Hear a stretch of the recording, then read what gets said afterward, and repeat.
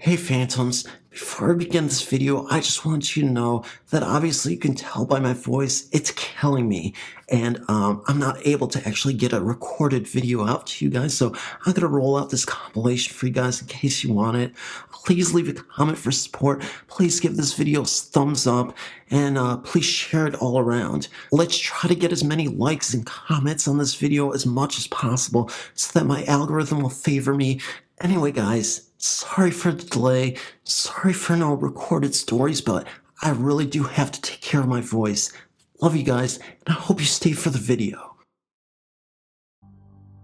When I was a small child, around 7 or 8 in the late 1950s, my parents took our family consisting of my sister and 2 families of cousins, and all their parents, plus 1 grandmother, to the UP in Michigan. The reason being for this was, there weren't enough bedrooms downstairs in the rented cabin, circa 1920s. That's where all the adults slept, and all of us kids were put in the sleeping bags up in the loft. Not too much time after going to bed, I felt a heavy presence, and looked around to see if any of the cousins were feeling this, whatever it was. Alas, they were all sleeping soundly, except for me. After a while, I became very afraid, and a man's face appeared right above my sleeping bag, glowing like it was daytime. It was well after midnight. I remember seeing this face for a moment or two, before the face vanished entirely. I was so scared, I screamed in terror to leave me alone, waking up my family in the process. They asked me what the matter was, and I told them that I saw a face. They both tried to confront whatever it was, and told me that it was just my imagination, and that there was nobody there to scare me. All night long, I laid there frozen in my sleeping bag, unable to move. Years later, I returned to the same cabin. I was 18 years old now, and I was with a couple of friends. At this point, I'd become so fascinated with ghosts and the paranormal that I wanted to do some spirit sessions in the process. We ended up using a Ouija board to contact the spirits that I thought appeared to me years before as a kid. So, me and my friends began the Ouija board session. We began to ask it all sorts of questions and requested it do things for us. Things such as turning the lights on and off, knocking on the walls of the cabin, anything to get that extra confirmation. It wasn't until my friend James told me that he was getting bored of this because we weren't getting any answers, and the Ouija board wasn't even moving the planchette. It almost seemed as if the spirit had completely left, until late that night, when we went to bed. There was a rocking chair in the cabin that had been left there for years. What my friend James saw next swears it was true. I'd fallen asleep, and James had woken up to take a smoke break out on the front porch. The rocking chair was on the front porch. As James was smoking, he suddenly turns to face the rocking chair, and the chair literally rocked back and forth, as if someone was sitting there. This wouldn't stop for about 30 seconds. Then it suddenly stopped. He called me over, and by the time I had a chance to witness it, the chair stopped. This was in the middle of the summer, and there was absolutely no wind. I believed James, because he had no reason to make up any stories about the rocking chair. I mean, to be honest, it wasn't like it was the most unbelievable thing that could happen to someone. Definitely creepy, considering what we were asking for hours before. I don't exactly remember when in our friendship James said this, but we made an agreement that one day, that if either of us passes on before the other, we would give each other another sign to yet again prove that ghosts in the afterlife is a real thing. Fast forward another 12 years. James unfortunately died in a car accident the year before. It was so devastating because they had just gotten married a month prior and had a baby on the way. I was very close to his family and we remained good buddies throughout his life. Creepily enough, I had a dream that I was in the same cabin and was again playing the Ouija board with James. I then remember the Ouija board suddenly disappearing. Then we were sitting on the couch together, drinking beers and just hanging out. James looked at me and said, "If you only knew." I asked what he meant. He then remarked, "I wish I wasn't dead. I miss you guys so much." The dream ends, and I wake up with tears in my eyes. I've never had a dream about him after that. You may say that this was just my imaginative mind making up a dream of us together because I was mourning. However, I took it as a sign that maybe James was telling me he was still around. This was the only sign I had gotten from him, as in the waking world, I've never had any. I've also been back to that same cabin for many years after, and I never saw the rocking chair move or that face ever again. Weird.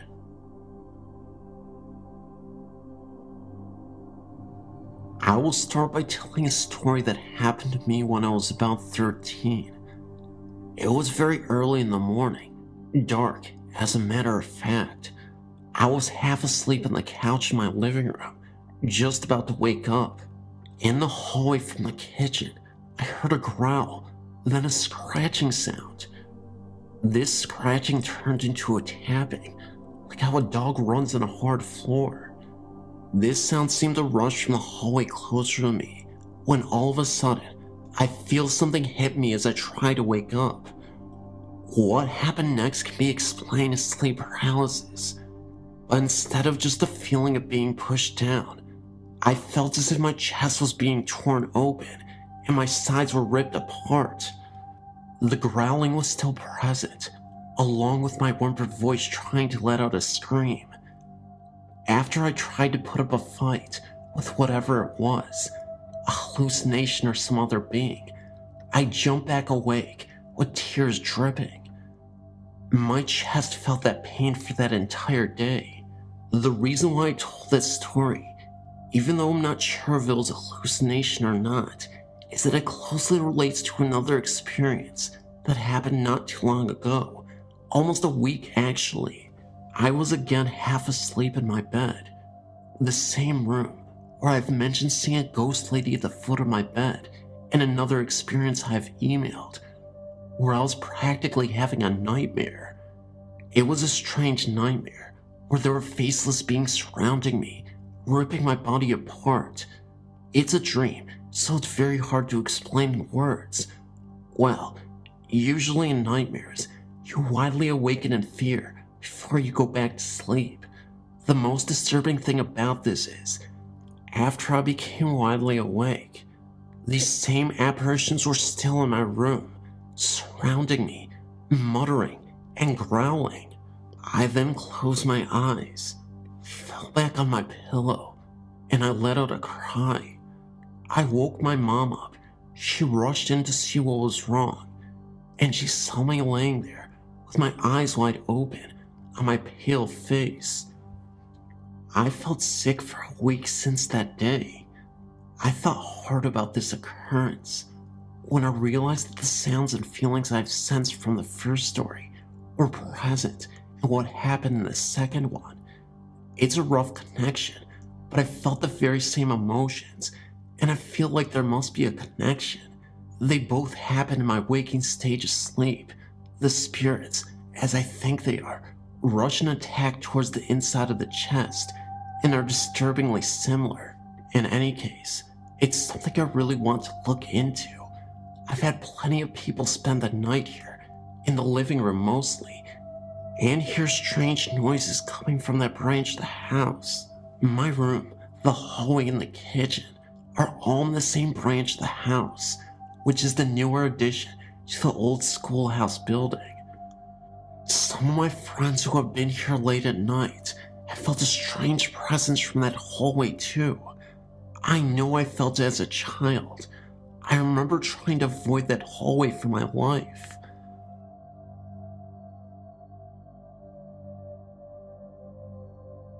I remember when I was a little girl, my grandparents owned a colonial farmhouse that had been standing for at least 150 years. My grandmother thought the house may have been used for the Underground Railroad, because it had a few little doors and rooms off some of the closets in the bedrooms and in the basement.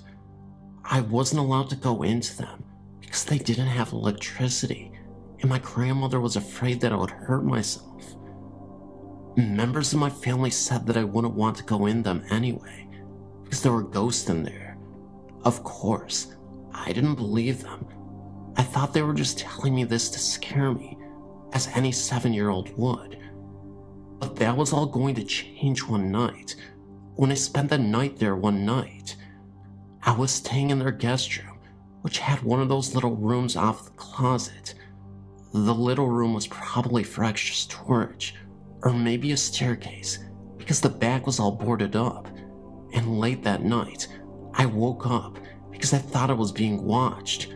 I looked up and noticed that the closet door was open and a small figure was standing there, glowing bluish.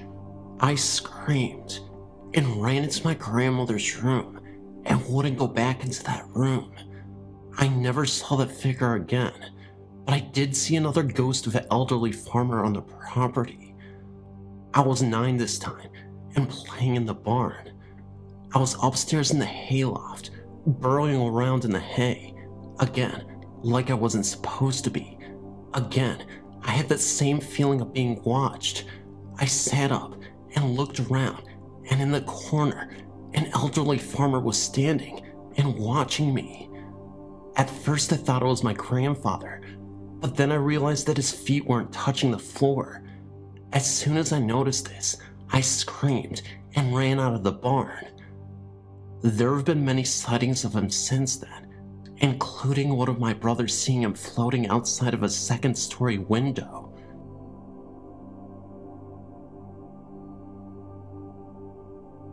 This is an experience I've had repeatedly over the course of several years when I'm in bed for the night, just falling asleep. Still, to this day, it tries to return, but I've found ways to avoid it or fight it because it scares the heck out of me. It's almost as if it were a dream, but I'm not actually asleep when it happens. I feel as if it is when I'm on the verge of sleep, but still almost awake, like just before your mind actually lets go and sleeps. There's a place in between, and it only lasts a second, but that's when this thing happens to me. I can only speak for myself. I don't know of anyone else who has experienced this, but I've heard stories. Also, whenever I remember this, it is always in slow motion. I feel as if it is something coming at me from behind always towards my back. It's like a shadow, and it tries to suck me deeper into sleep. And if I don't fight it with all my might, I truly believe I'll never wake up again. While this is happening, I'm frozen and cannot move, yet I am aware of my room. I'm aware of things around me and what is happening. I can even hear my TV. I can scream in my mind and barely hear it all come out of my own mouth. It takes all my might and effort to open my eyes. But once I get my eyes open, I can focus on things in my room, like my dresser or door, anything, and come out of it. But it is so strong, I sometimes feel I cannot make it, and that is why I believe I will never wake up. The entire time this is happening, I'm frozen to my bed and cannot move. Please note, it's hard to explain. It doesn't feel as if it is pulling my body. It is pulling me deeper into sleep. One time, it was pulling me so strongly that when I did get my eyes open, I actually could see my room, but it was as if looking through water or fog. It still had me, even though I was opening up my eyes. This is a true experience. Believe this, I'm not joking. I would not type this much otherwise. If I were to compare it to anything, I would say it resembles the dark figures or shadows in the movie Ghost with Whoopi Goldberg that come and take someone away right after they have died. Please note, I cannot physically see whatever this is. I'm saying that this is my guess of what it would look like. To this day, I still cannot sleep without the TV. This has happened to me repeatedly, countless times within a span of several years. When this began, I lived in an apartment near the Piedmont Hills in the Bay Area, California. I was always uncomfortable and felt as if I was being watched there. I started sleeping in the front room with the TV on because I started having really evil dreams and was so scared to be alone at this point. I would desperately beg my boyfriend to please stay home with me, but he couldn't take any more time off because he wasn't able to use any more sick days. Sometimes I'm just too scared to be there alone, especially at night. I never used to be that way, and I'm not faint of heart. I'm actually 4'11" and 90 pounds soaking wet, but I forget I'm not 10 feet tall and bulletproof sometimes. Still, when this began, I became scared. Whatever it is that followed me when I moved, and to this day I still feel it, although it's been a while since I've struggled with it. When I go to sleep, I must have my boyfriend hold me with my back at his chest, spoon fashion, and this works, and when he rolls over, I can make sure my back is touching his, and I feel comfortable this way. As long as my back or behind me isn't opened or exposed, for some reason, it isn't as bad as when I feel my back is protected, and I'm not as vulnerable when I'm facing it. I know this all sounds strange, but it is true.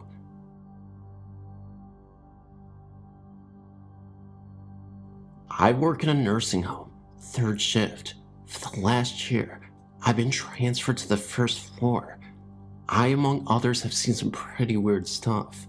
It starts like this. About 6 months ago, I started seeing off-the-wall things while all of us were at the nursing station. There are only 4 employees on 3rd shift 1st floor. People coming out of the dining room, not in wheelchairs, but walking upright and pretty darn fast. A person down one hall walking out of one room and into the next on the same side of the hall. Both rooms have non-ambulatory residents. Water turning on in one's room's bathroom. One resident that passed away about 4 months ago can still be heard laughing. I've never heard this personally, but others have. An entity that always runs in the same direction at lightning speed with arms flailing. I'm talking 28 days later style. Only 2 of us have seen this. I see it sometimes up to 5 times a night, but only when I'm down one certain hall. I call it the track runner. These are some of the real common things that happen. Now, for the ghost stories. About 3 months ago, I had a resident that is mentally with it ask me to get that man out of her room. It literally gave me goosebumps. When I asked her where he was, she said there by the mirror. Needless to say, I saw no one. So later on, I asked a coworker if she had seen anything that was different or odd. She told me to stop and went pale. About 10 minutes later, she came to me again and started talking, mainly about the things I posted above. We ended up at the nursing station in a pretty good discussion, and all of us had pretty much the same story. Fast forward to Thursday, October 14th to 15th, 3rd shift. The same resident that had asked me a few months ago to remove the man by the mirror from her room rings me her call bell. I go down and ask what I can do. She tells me to get him out of here. I ask who, the person by the dresser. She replies. Now I'm thinking too cool. I step out in the hall and get another coworker and have her wait outside the door out of sight. As I return to the room, she's now asking me, why is my husband with that stranger? My husband is dead, and I don't know that other person. I ask her where they are, and she tells me, don't act that way with me. I'm not crazy. I know what I see. Then proceeds to get verbally abusive with me. The other coworker comes in at this point after hearing what went on, and the resident goes through the same routine about her husband and the stranger with him. So we get the change nurse. Same routine. 3. About an hour later, another resident rings her call bell. At this point, 2 of us go down together, different hall. This resident is bugging us to get her out of bed. Her words, I don't want to be in bed with him. He's not my husband, and I don't know him. She was definitely shook up, so we transferred her to her chair and brought her out to the nursing station with us. While we were getting her some coffee and graham crackers, another bell rings. Again, different hall. The charge nurse got that one. She comes back out and stated that the resident said the man by her TV told her she wasn't going to be here much longer, and she insisted that he was still there, although the charge nurse couldn't see him, even after turning the lights on. Number 5. The first lady that saw her husband, and stranger rings again. So 3 of us went down and left one aide to watch the halls answer and answer call lights. This time, 2 of us stay in the hall, and only the charge nurse went in. The residents started talking about possession and demons, very detailed and very scary, to say the least. I figured with all the weird stuff happening at work and all, I would share what I've been experiencing with my coworkers as of late. I've had other uncanny things in my life at other places, but nothing with this much activity. There's so many other people that either agree with me or describe what I've seen to me first without me asking. I have a confession to make. I'm not an ordinary person. I don't mean that I've exhibited quirky behavior in the past and I'm simply unorthodox, but I have this uncanny ability to sense things. Whether these energies that I've learned to embrace are malevolent or benevolent, I can't say, as I'm unable to clearly make the distinction. But I tend to attract unusual energies, which permeate all around me. If you happen to come in close contact with me, you may be susceptible to these energies as well. I could say that there's a supernatural component to this, but because my mind has relentlessly wreaked havoc on me, I can't say for certain what is going on. Sometimes I see things, shadows, hearing strange noises, knocks on the walls, a faint whisper in my ear, reinforcing the idea that something otherworldly resides inside these walls. All the while I'm sitting in the kitchen of my old Victorian home, and I'm the only one who lives here. I can honestly say that I don't know what is happening, but I have nowhere else to turn to. There's the cellar that I'm terrified to go into. I've literally haven't stepped foot down there since I moved in, but it's like I can telepathically hear the growls and moans coming from that dark space that I refuse to enter. I've always wanted to know if the source of all these energies came from that cellar. The thing is, I've no pets, no estranged relationships. Nobody ever sets foot in my home. I had a wife once, but she's been gone for what seems like a millennium. I don't remember what it's like to interact with anybody. I'm virtually imprisoned. I work from home. So, I became a recluse. I don't go out much these days, for fear of inadvertently transferring these energies to those who come in contact with me. Isolation is unconscionable. The fear of going insane inside my mind constantly lingers in the foreground. The helplessness of not being able to do anything about it still traps me internally. I'm mentally paralyzed. And then I have these unusual nightmares. My doctor tells me they are night terrors. So I'm laying in my bed, and the shadow opens the door. It doesn't do anything, but simply stands in the doorframe. I don't know what it wants, but I can only make out its eyes, glowing brighter than the sun. The rest the outline, a silhouette. I sweat. My body temperature drops, and I feel a cold breath on the right side of my shoulder. I look over, temporarily taking my eyes off the shadow figure, and yet there's nothing there but a mist that looks as if someone is breathing in the cold air. I look back at the doorframe, and the shadow is gone. I then lay down, staring at the ceiling. I simply just can't ignore what's going on. I want to, but even the pills don't do enough. I still see these things, hear these things, and most importantly, feel these things. I'm so scared. I don't want to be a prisoner anymore. I want a release. I want it all to end. I'm sick and tired of the suffering. My mind just won't heal. I don't want to feel. It's almost better if I don't, but I can't turn it off. Still, these images persist. In another moment, I can clearly see this elderly woman silently screaming at me.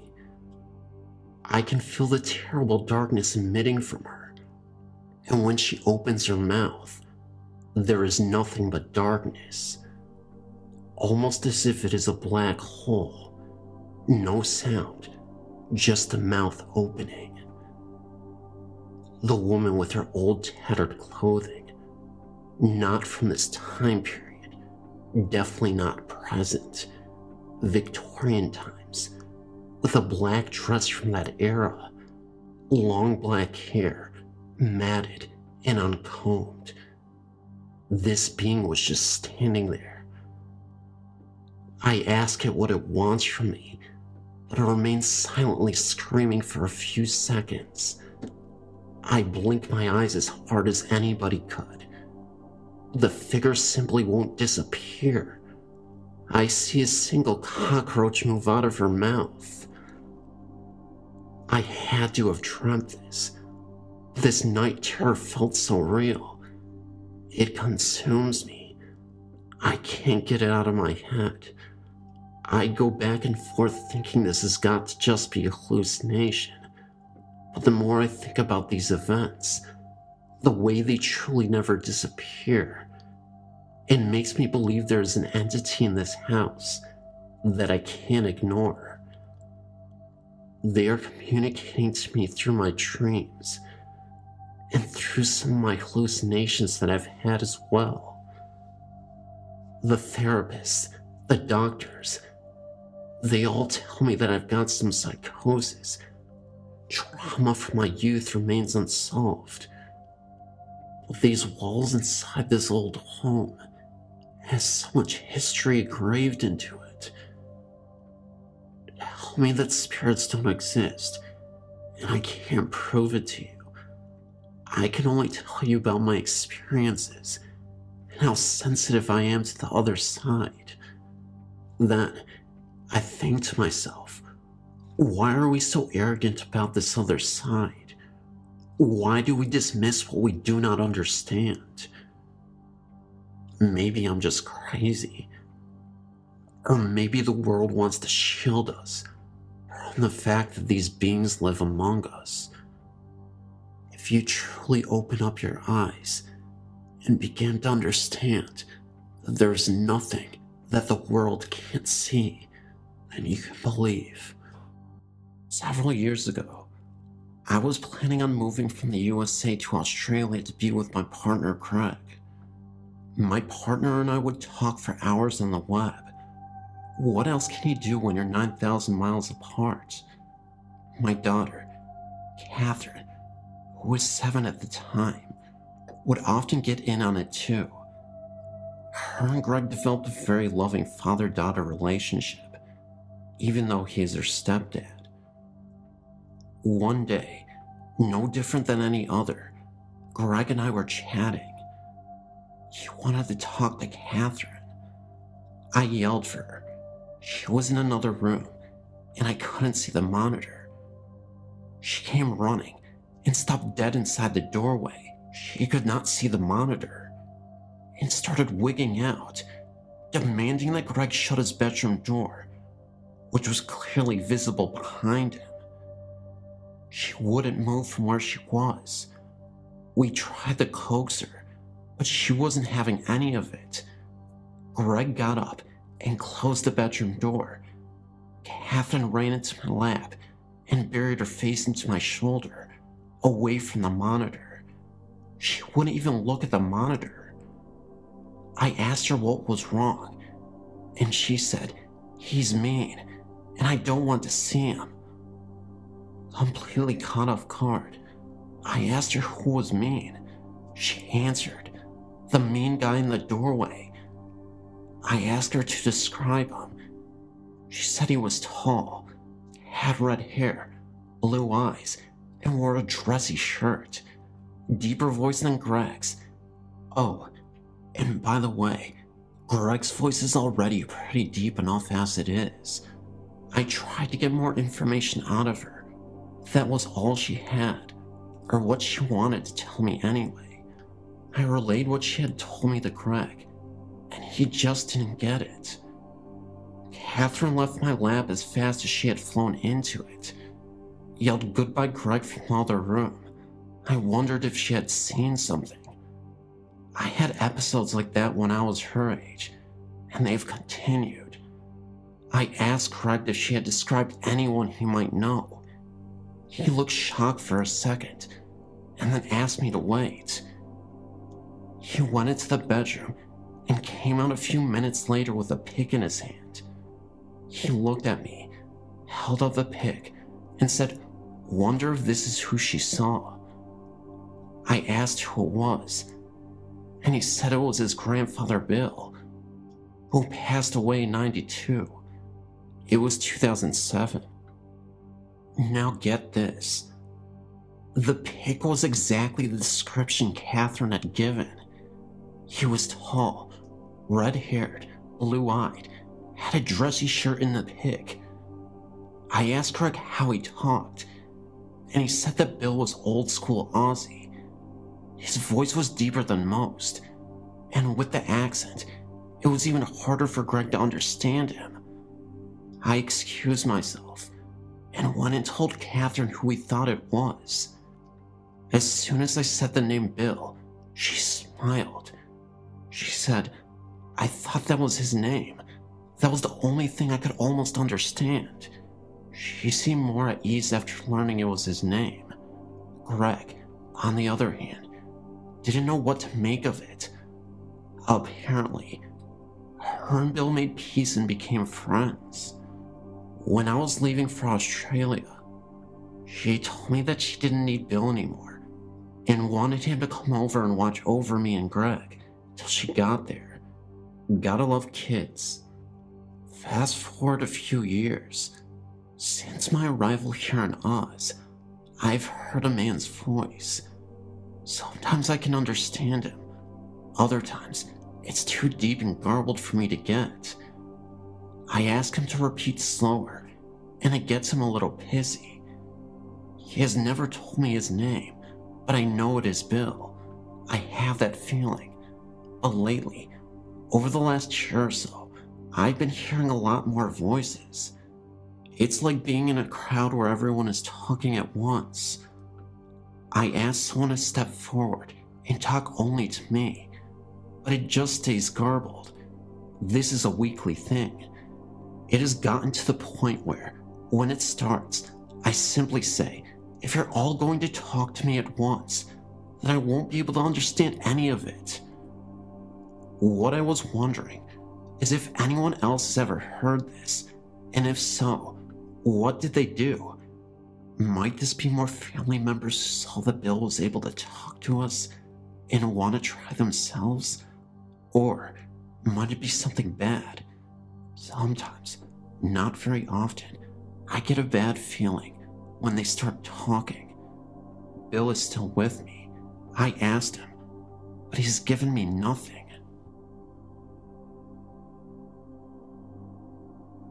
I lived in Chicago up until I was 18 and had graduated high school.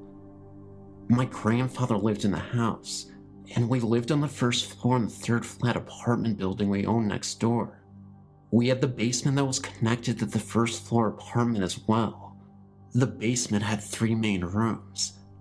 The front room that led outside held a half bath, a washer, dryer, and 2 storage closets.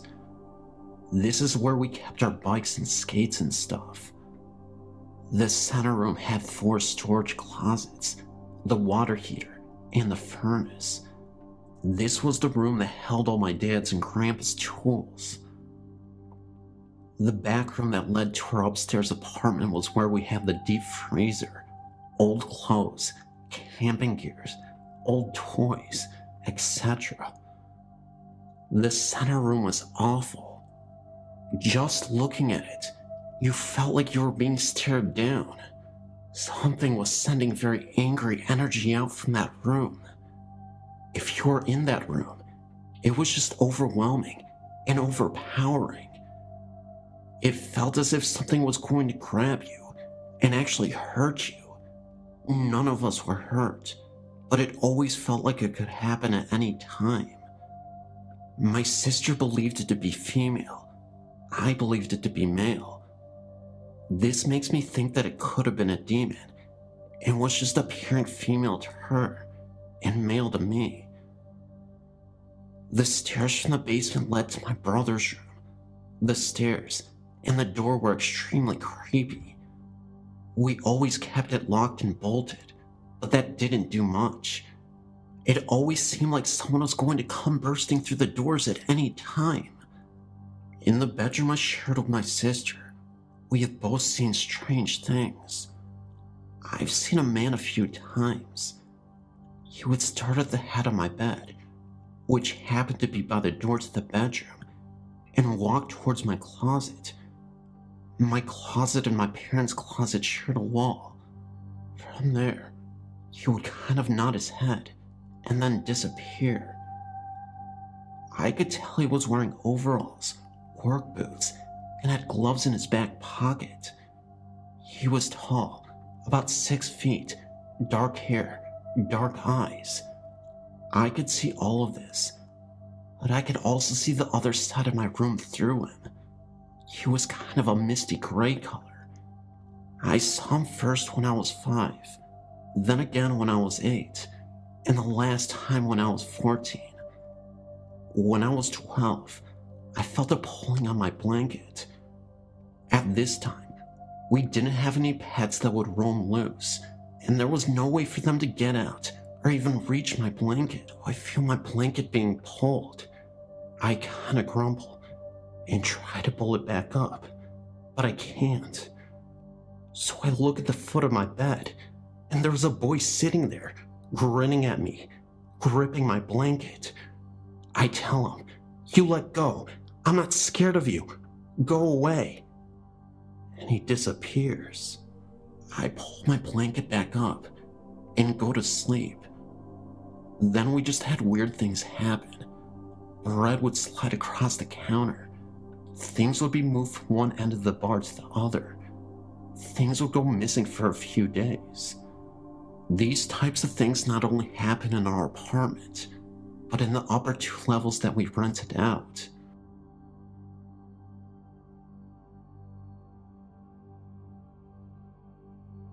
I was in Arizona a few years back. I was at the Sonoran Desert Museum outside of Tucson. It is more like a zoo than a museum.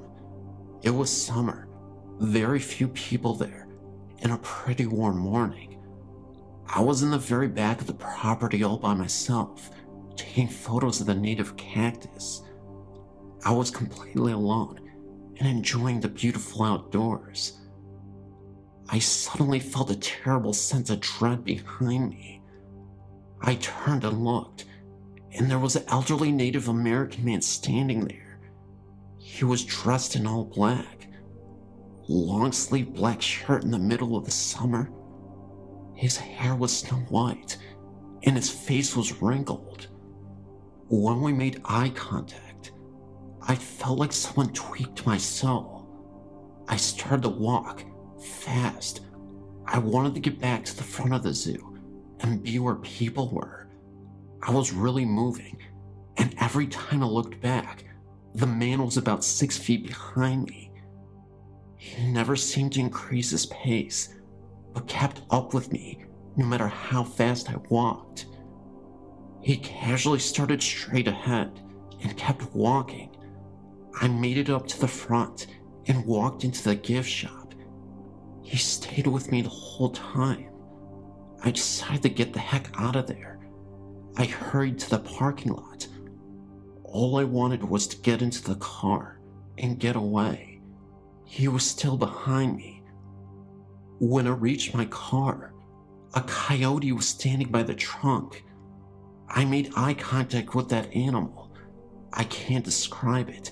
It sounds nuts, but that coyote gestured towards the exit with his head.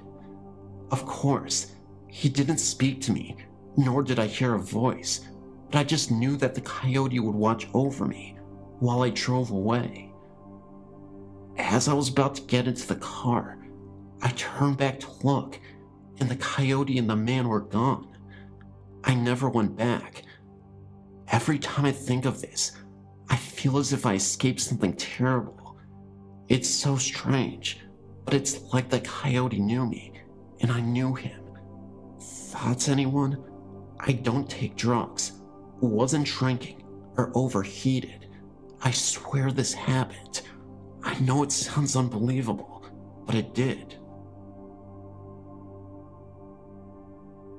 This happened in the summer, and at the time, my horse was living on an old farm not far from the sea. The farm was from 1925, with the original stables and barn. Anyway, on this day, it was only me and my horse there, and I had him standing outside while I was tacking up, since the weather was nice. Where he stood, he had the back entrance to the stables on the right side, and straight in front was the door to the barn. You had to go through the barn to get out. Everything was fine at first. Then, I got this feeling like I was being watched from inside the stable. I looked inside, thinking that maybe one of the other girls who had their horses there had come. But it was empty. I shrugged it off and continued grooming. Then, I noticed my horse had his attention towards the stables. I walked up to the door and looked inside, but again, there was no one. I got my saddle and stuff and started tacking up, and then my horse suddenly tensed up.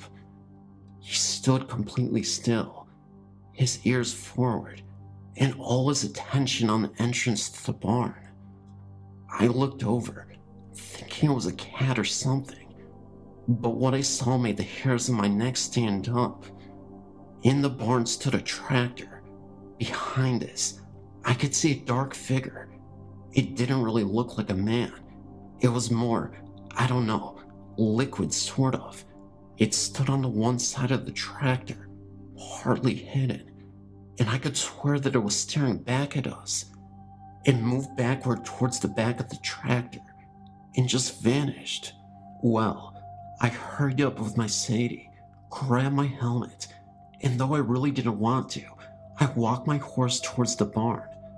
Let me tell you, it was no easy task getting him to go inside, and when I got him inside, he refused to go anywhere near the tractor and almost ran out the other side, pulling me alongside with him.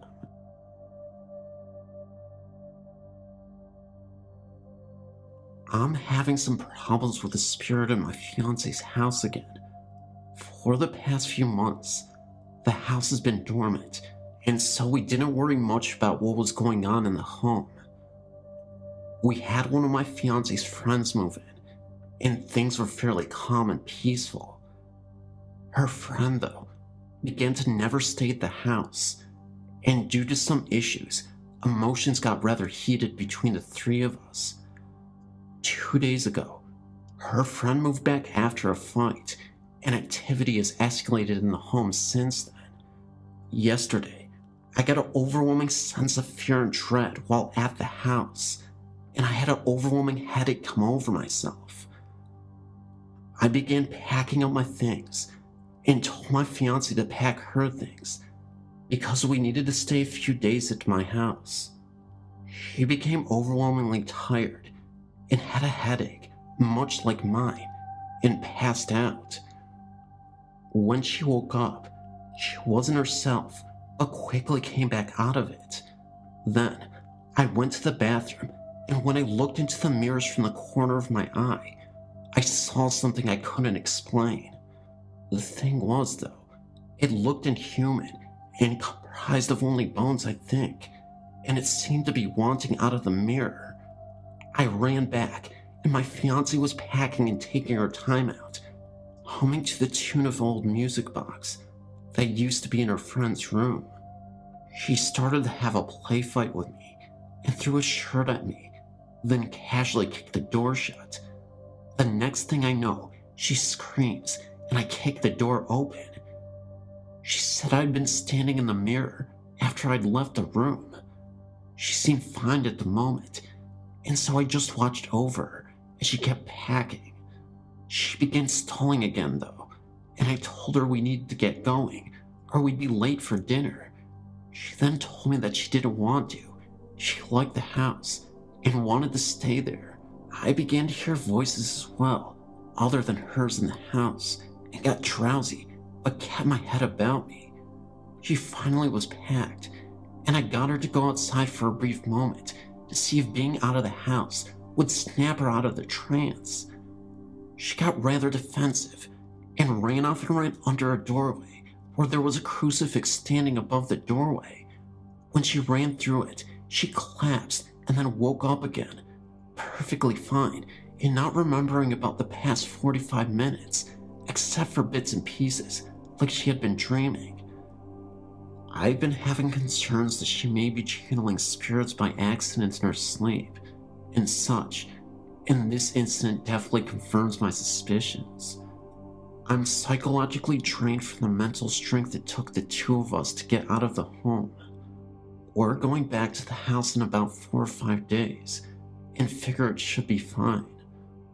Whatever this entity is, it fed strongly off the negative emotions that had built up in this house.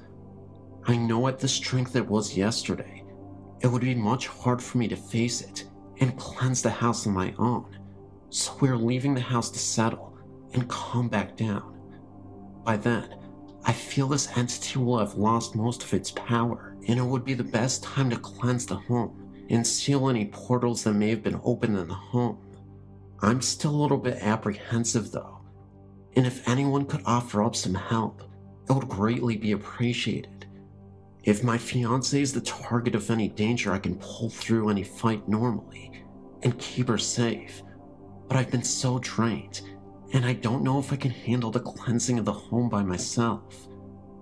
If anyone could please help, either physically or through even psychological support, it would greatly be appreciated.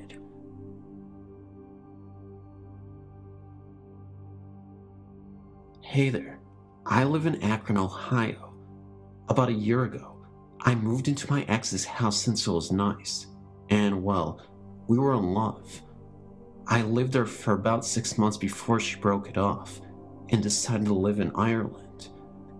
I've been heartbroken for a long time, but I do remember some extra stuff that happened in that home. It's on Spicer Street in Akron, Ohio.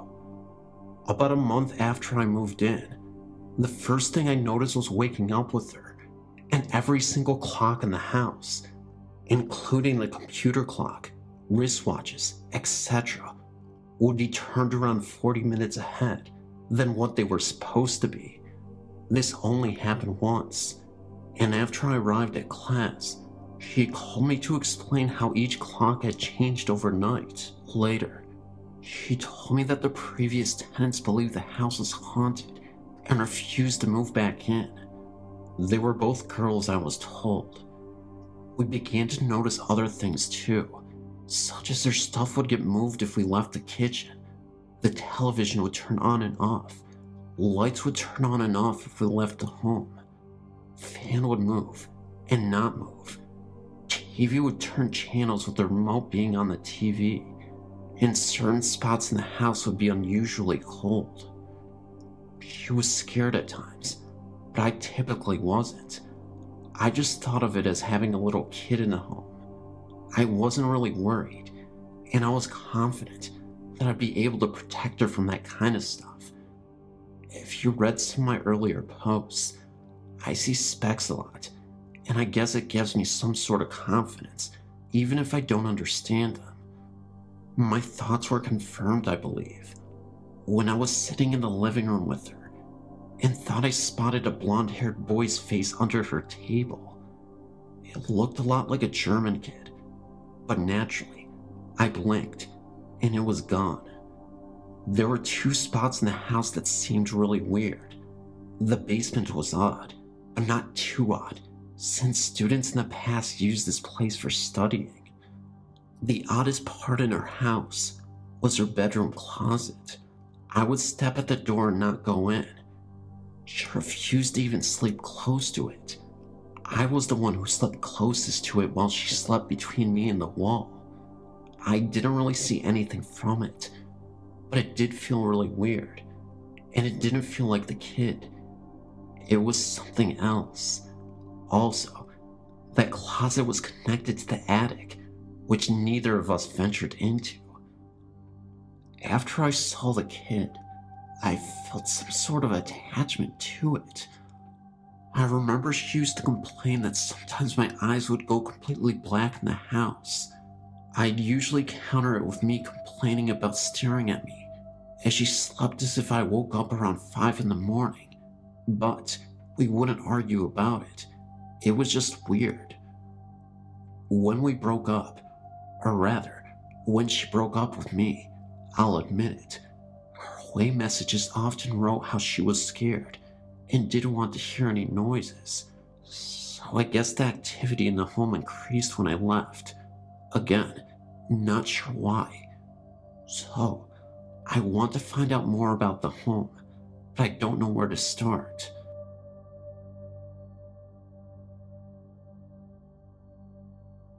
I've been lurking on here for about 2 years now, and well, I decided to finally post about my experiences with ghosts. Really only one ghost. It happened to be here in my house for a number of years throughout the 70s. The house had been built in 1970 on an old lot where an old man had lived on a shack and had died. Now, the spirit that had stayed on the property was one of a child, though. Maybe the old man had a kid and it died. Who knows? Anyway, all sorts of stuff that one would imagine a child would do happened. You know, things would get lost, stuff would move from one place to another, vases and sculptures would be on their place on tables, and when the family would come back, the sad items would be in pieces, smashed against a wall about 3 or 4 feet away.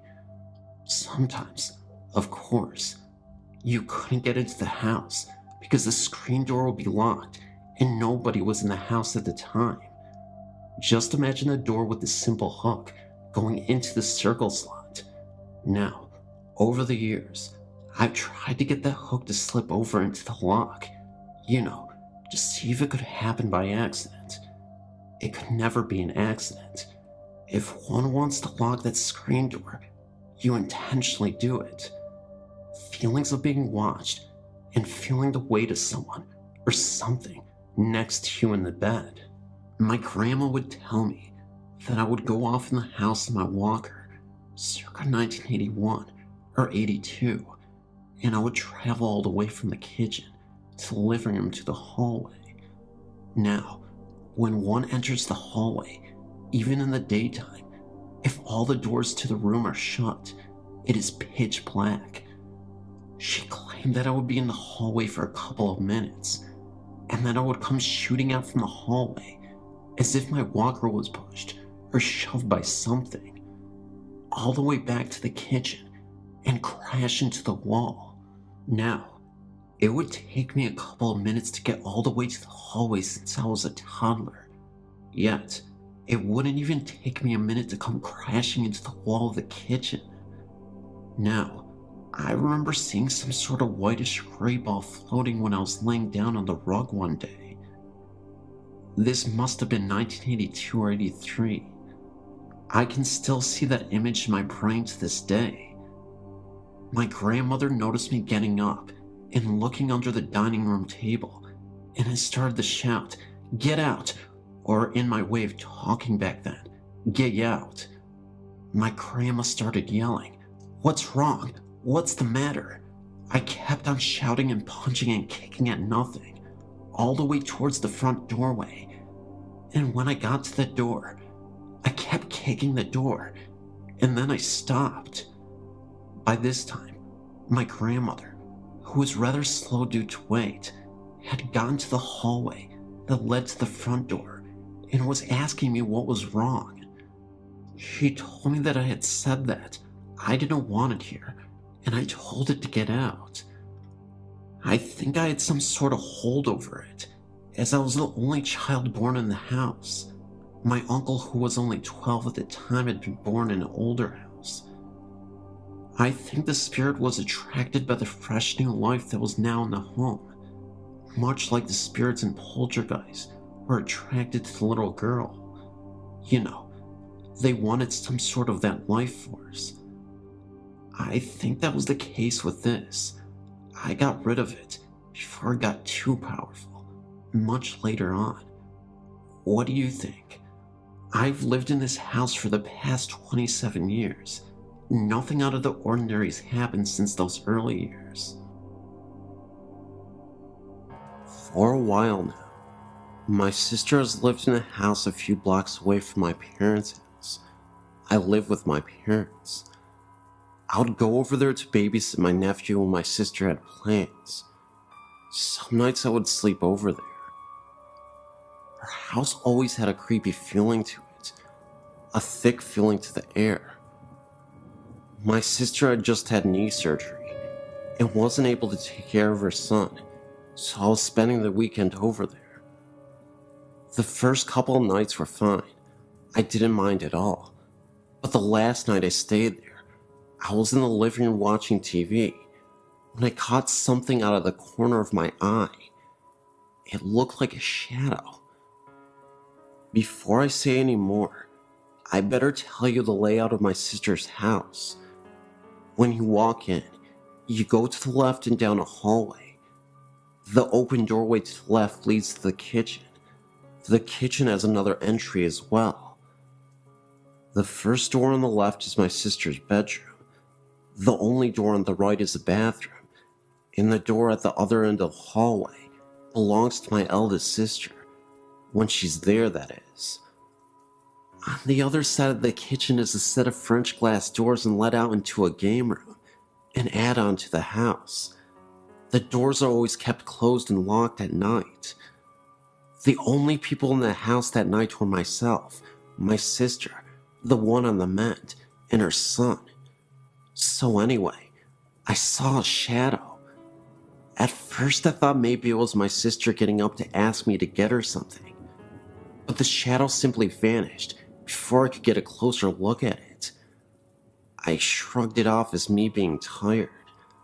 I lay down to go to sleep. I woke up a couple minutes later. It was around 5 in the morning. I didn't know what had woken me.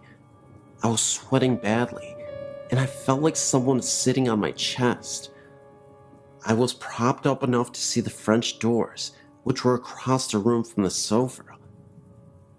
What I saw that night is engraved into my brain. There was an old woman outside the doors. She had her hands pressed against two of the glass panels and her face against another. Her mouth was open in a scream. I was scared beyond belief because I couldn't move, I couldn't speak, I couldn't do nothing but lay there. And then the door began rattling. The woman was shaking it. A shadow came out of the kitchen and the woman vanished. The shadow vanished after that, and I could breathe again. I don't know what the shadow was, but it did make the woman go away. I like to think it was my guardian angel. Who knows? That's my story. Anyway, and yeah, it is true.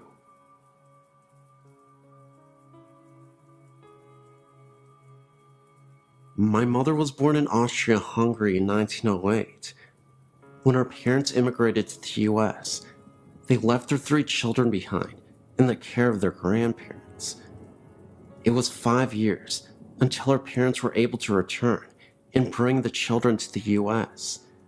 In that 5 years, my mother became very close to her grandfather and went everywhere with him.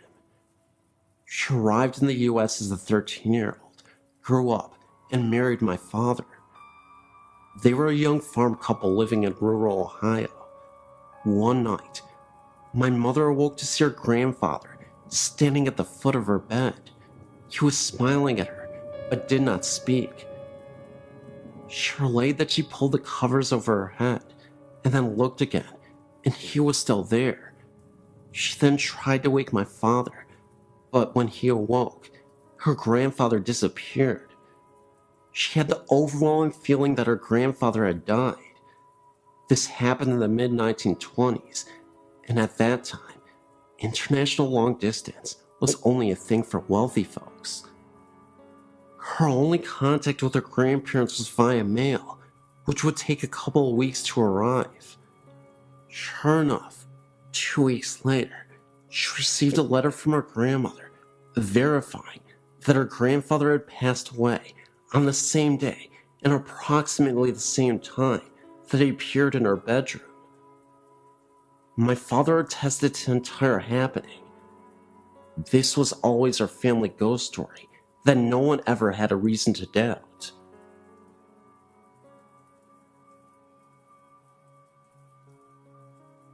My parents live on a farm in Sugar Grove. My stepdad grew up here with his family as a child. On Christmas Eve in 1964, his dad went into town to pick up the grandma for the holiday. With him, he took a younger daughter and his younger son.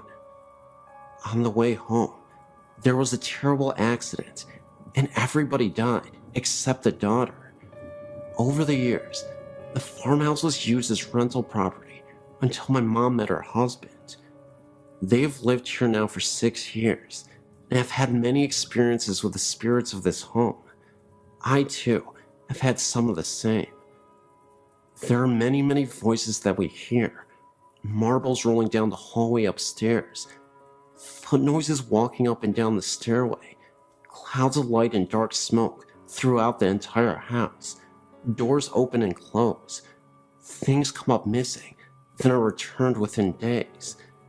If you are alone in the house and stand by the sink, you will soon hear a voice that asks you to go away. It will repeat until you walk away from the sink.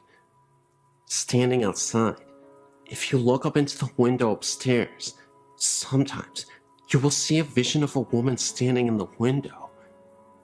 This is believed to be Grandma. I have an 11-year-old daughter that has walked into the downstairs bathroom and ran out, stating there is a man standing at the bathroom sink. He will only turn his head and look at you, and then turn back to the mirror. He hasn't spoken yet. When my parents first came here, they slept upstairs. They had to move to the downstairs room in the winter because no matter what room you are in up there, it is ice cold.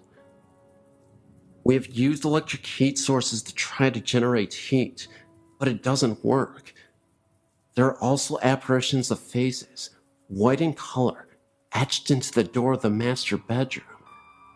These appear darker at times and lighter at other times. They appear to be stuck in the wood of the door. It's believed by everyone here that the spirits and happenings of this house are all those family members that were killed in the crash.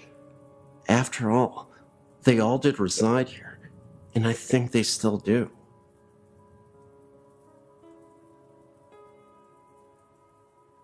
My mother passed away a little over 4 years ago. Since then, we have seen her, usually in dreams, and my father has actually seen her many times in her home.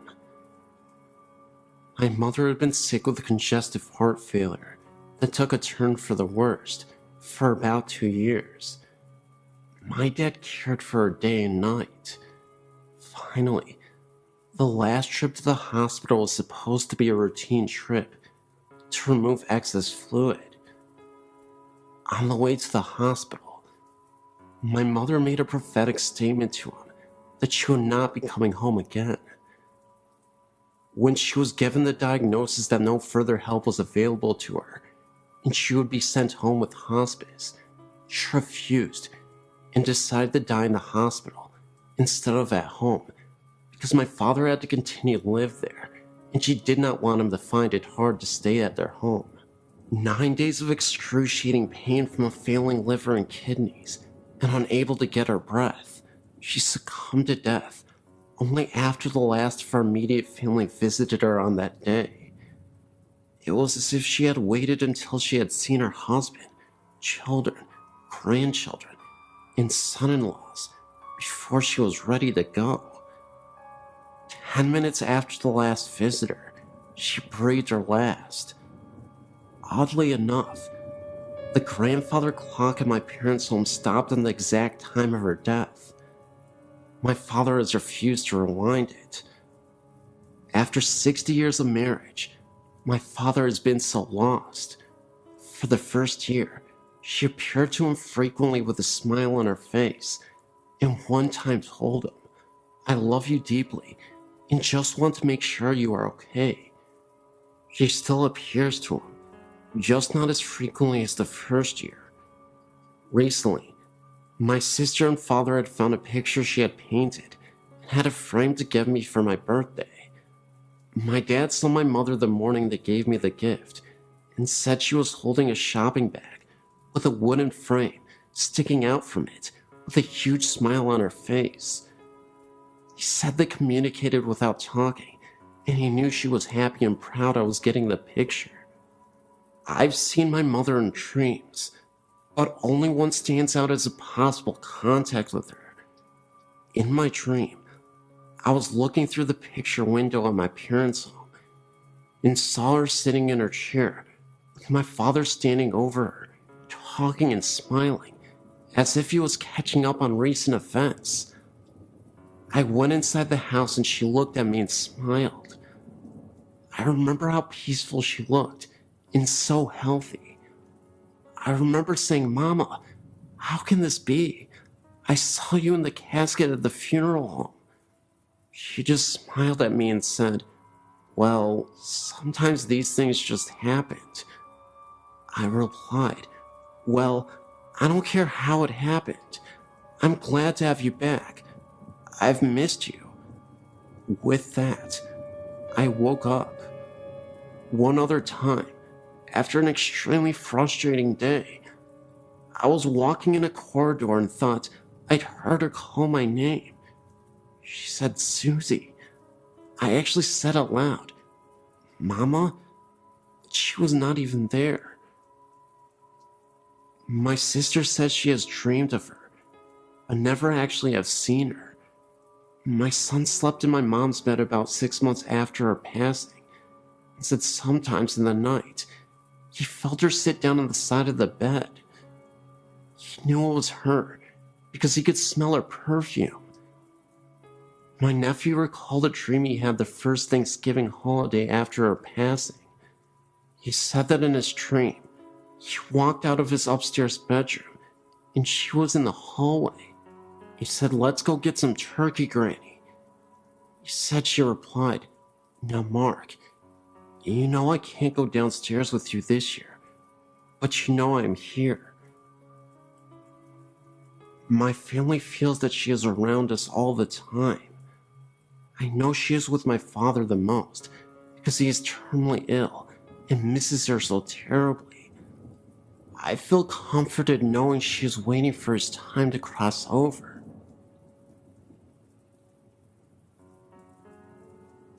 My mother is a current janitor working at Rockford College, and one of the buildings she is assigned to cleans happens to be the Burpee building.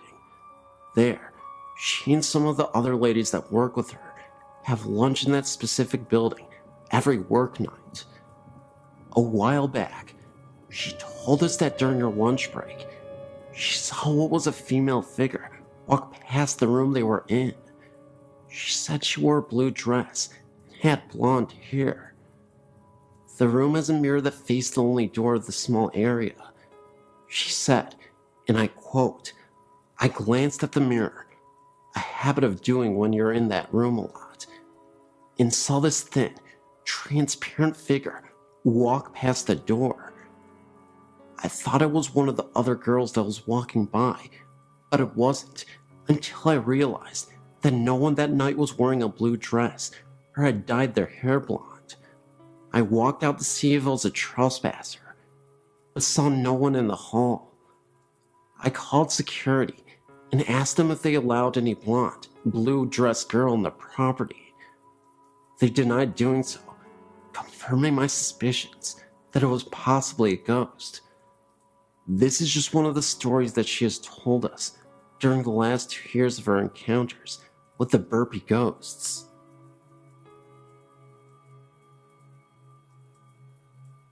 This just happened to me just recently, on February 8th, 2008, when I took a ghost tour of the Tuang Cemetery in Brisbane, Australia. First of all, I'd like to keep this to myself anonymous. Secondly, what I saw is true, for I did some research to see if anyone else experienced what I saw that night, and, as it turns out, a few people over the years saw it too. It was cold and partly windy that night when I turned up at the ghost of the Tuang Boneyard, Brisbane's oldest and biggest graveyard. There's a lot of strange stories connected to this boneyard, like a vampire. There's only 2 boneyards in the world that got fair dinkum vampires, Highgate in London and Tuang in Brisbane. The Bleeding Grave and Walking Statue. Yes, a wandering statue. Anyway, the tour barely began as our hostess was introducing herself when I saw something standing amongst the trees. It was solid and black. It was standing there watching us. I saw it, but I thought I was seeing things. Excitement that might have sparked off my imagination. But as I walked past this spot, there was nothing there to resemble that figure. But yet it was real, as you and I. It wasn't until a few feet ahead, I heard a weird clang sound right next to me, as if someone was banging in a pot or whatever. I thought it was the signpost rattling, but there was no signpost anywhere. Now that was frickin' weird, I thought, as I hurried on, looking behind me. Most of the night I felt we were being followed by something, as I was tailing Charlie.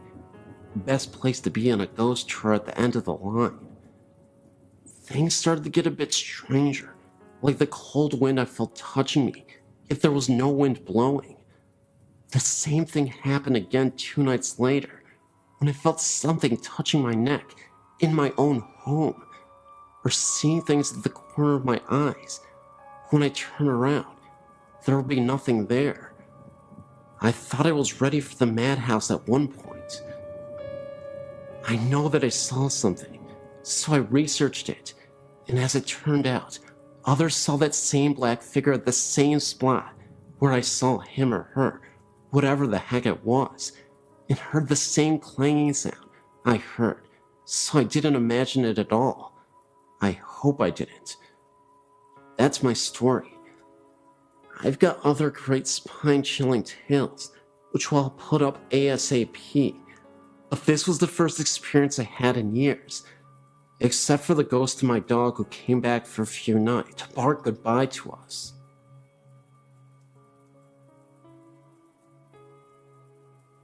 My name is Tina. I'm 33, and I have a story I would like to share with you and your readers. I've been experiencing strange things for many years now, but I've only been sharing them for just a few people who don't believe always have the need to find something wrong with the ones who do. My mom was one of those people. She would roll her eyes and say I was crazy or I had been drinking. The day she became a believer was one of the most beautiful moments we've ever shared. This is our story. My mom had surgery in her foot and was using a walker to get around. I was at her house helping her with her laundry and such, and had laid my son down in the bedroom down the hall for his nap. Mom was kicked back in the recliner and decided she would also take a nap. All my chores were done for the time. Everybody in the house was sleeping, so I went out to get into the pool. I turned on the baby monitor at the room where my son was sleeping and brought the other piece outside with me. My mom lives out in the country. No neighbors close enough for monitor to pick up any other signals from a phone or another baby monitor. It was so quiet in my mom's house, I could hear the tick-tock ticking of the clock in the room where the monitor was. All of a sudden, I heard a woman's voice so clear and loud. It sounded like she was speaking into the monitor. It sounded like peep, as in P-E-E peep. I'm not sure what that means. Maybe it was just gibberish. That's what I heard. At this point, I start to run to the door to see if my mom is still in the chair in the living room. I got to the door, snatched it open, and there was my mom, still reclined back in the chair with a really strange look on her face. I guess I had a strange look on my face too, because she said, "What? What's the matter? Who's here? Who are you talking to?" I just looked at her and couldn't say anything. She asked again who I was talking to, and I said nobody. Why? She said that she heard a woman talking. She thought she was dreaming. She opened her eyes, and the woman was still talking, so she knew she wasn't dreaming. Having to always have an explanation for things, she then assumed I was on the phone, but looked around and saw the phone and my cell phone were on the kitchen counter. That was when I came in the door, and she knew it wasn't me. I said, "Heard that too?" "Yes," she said, with a very strange look on her face. So I went down to the hall to the room where my son was still sleeping and looked around. Nothing out of the ordinary, nothing out of place. I came back down the hall and told my mom he was fine, still sleeping, hadn't moved an inch. She was a little freaked out, but she started asking me questions about my great-grandmother, who often visits me in the places that I go. I never met my great-grandmother in person, but I've had many run-ins with her spirit. My mom didn't want to believe that Grandma visits her too, but after that day, she started to believe, not only in ghosts and spirits, but in me too. Thanks, Grandma Daisy. This is a true murder story that happened around the early 1900s in the Woods Memorial Circle, Mapleville, Rhode Island. This story is a more true and detailed story of the one before that my great-grandmother told me about. Catherine was a mill owner's daughter. She was a very pretty tall blonde. She was engaged to a local farmer, Robert. Catherine, though, had one problem. A man, who some say had mental issues, was stalking Catherine. His name was David. David would send Catherine letters of how much he loved her, and how they could have babies together. These letters disturbed Catherine. He would watch her through the window and follow her wherever she went. One day, Catherine confronted him and told him never to talk to her again. David thought this was like a game, so he proceeded to send disturbing letters and watch her at all times. As a few days went by, he gave up. With this, he had a plan. If he couldn't love her, no one else could. So one day, while Catherine was going to the woods to get water for her family, David followed.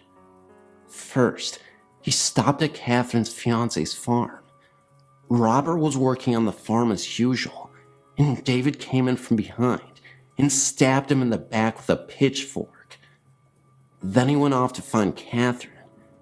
Catherine was sitting next to a pond under a hemlock tree. David pulled out his knife and stabbed her through the neck. She screamed in pain as David ripped open her body. As she died, David messed with her dying body. Afterwards, he took her organs out, cut off her breasts, and nailed her heart to a tree, covered in blood. David went home and took a nap. He was supposedly awoken by the sound of dripping. He looked around his room, and it was covered in blood. In the middle of the room, Catherine stood there cursing at him. David had gone insane. He wrote his last letter to the police, telling them what he did, where her body was, and all that happened. He drowned himself the next day in a river, his body sprawled out on a rock, broken. Catherine and Robert were buried in a now abandoned cemetery, and David's body was thrown into a pit. During a biopsy, they found a heart in David's stomach. Some people think he swallowed her heart, while others think Catherine put it there. Still, rumors persist that late at night in the cemetery, you could see the couple holding hands as if nothing ever happened.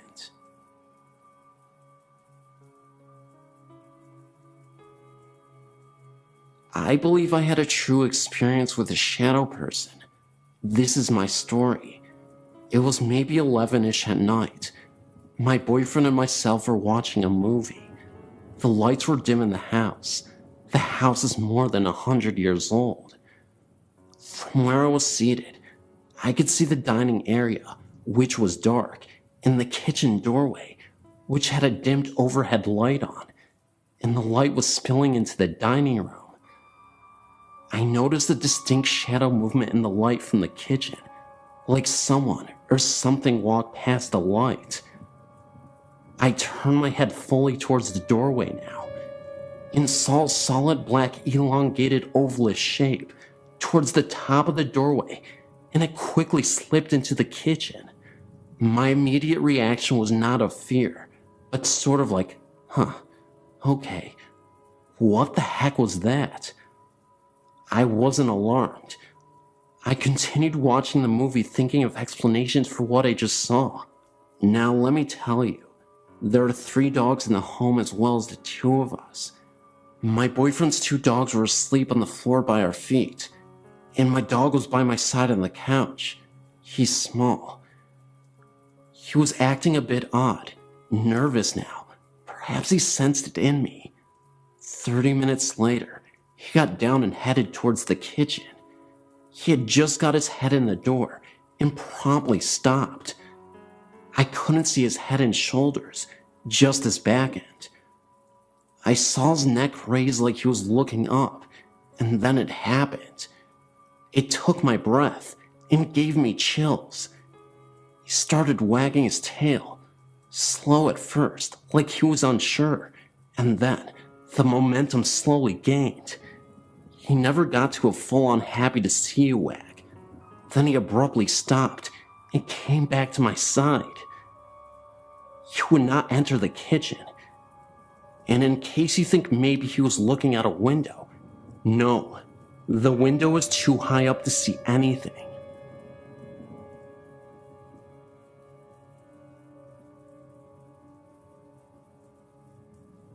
My name is Guy, and I would like to share my experience at Lambertville High School. I've been there numerous times. I live about 25 minutes away in Pennsylvania. My friends and I are ghost hunters, and Lambertville is a favorite spot of ours. The first time I visited the school was about 2 years ago, in 2005 and 2006, and I've been curious about it ever since then. I've had many comments about history of this amazing site. I've been through some of the school, not all of it though, because the building is in poor shape. The first time we went, we didn't encounter anything out of the ordinary. Back then, we had no equipment except our eyes and ears and flashlights. We really didn't venture inside until the second trip, but that was during the day and also uneventful.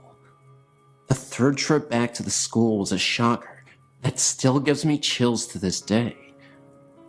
We went on a summer night, around midnight, or maybe a little later than that, and not a smart thing to do, but we didn't know any better. We parked the car out in front of the steps leading up to the school.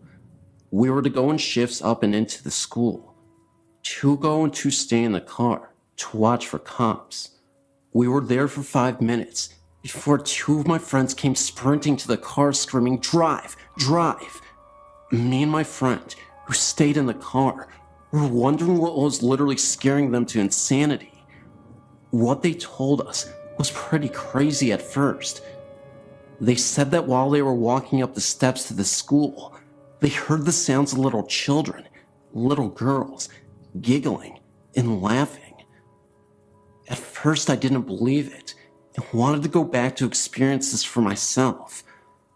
I'm the kind of person that has to see to believe, but it's the hope of that proof that draws me back to this school. Anyway, that incident was about 2 years ago, and between my friends, it has been just a story with no proof. No proof until now. Last week, May 2008, me and my friends met up again, thanks to school being finished, and decided to go back. We went that night around 10 to 10:30 and stayed there for a good hour and ventured inside. Though we heard no laughing, I'm still a believer.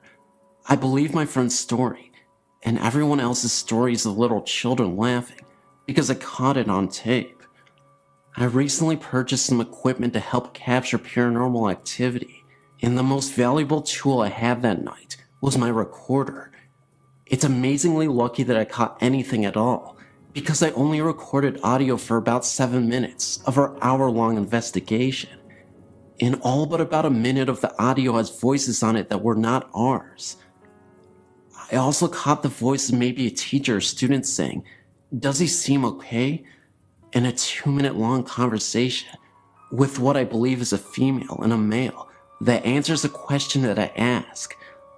I've showed this tape to my family and friends, and they all hear talking as well, and the laughter seems to freak everyone out. I wanted to make sure that what I was hearing was, well, what I was hearing. When I heard the laughing on the tape, I thought, my God, they weren't joking or trying to scare us. They really did hear something that night, something that I would like to share with your website, if that is alright with you. I just want to know that there's something other than this life. And that is what draws me to the paranormal. Thank you for your time, and thank you for reading this. If you have any comments or questions, please feel free to ask. I'd love to share these clips with you guys and your viewers.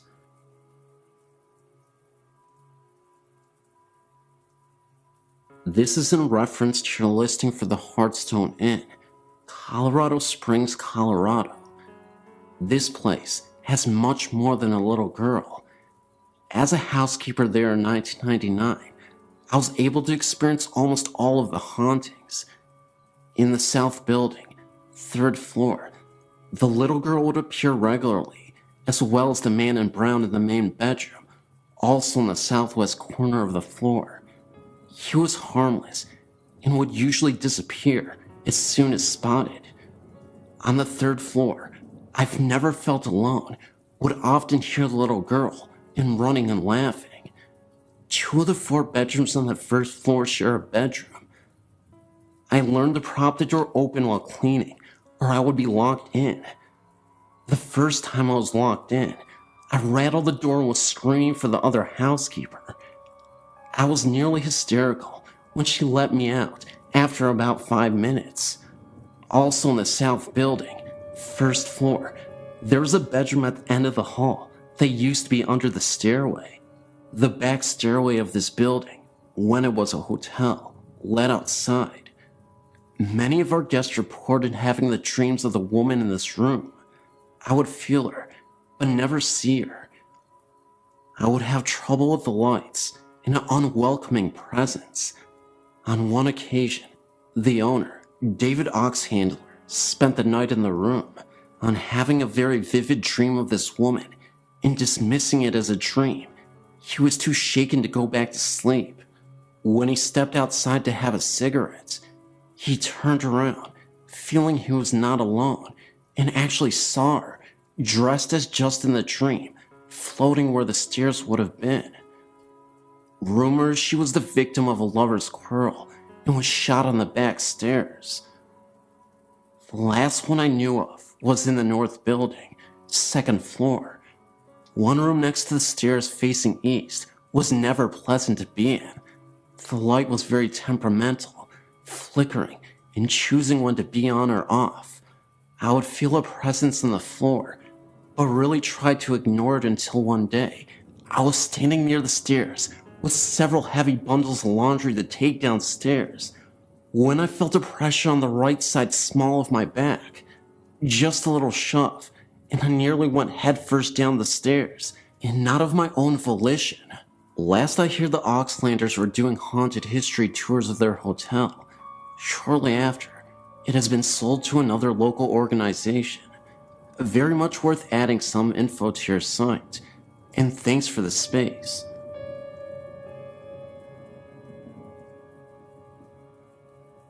My wife and I had several experiences in our apartment over the last 3 years we have lived here.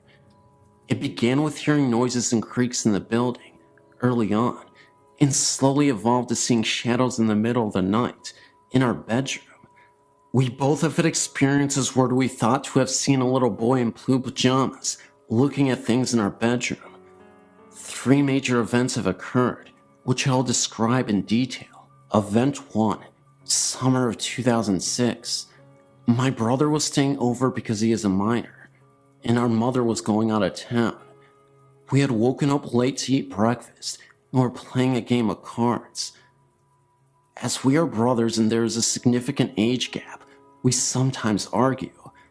I was being a little bit of a jerk, picking on a card selection he had made, when our kitchen trash can started to rock back and forth.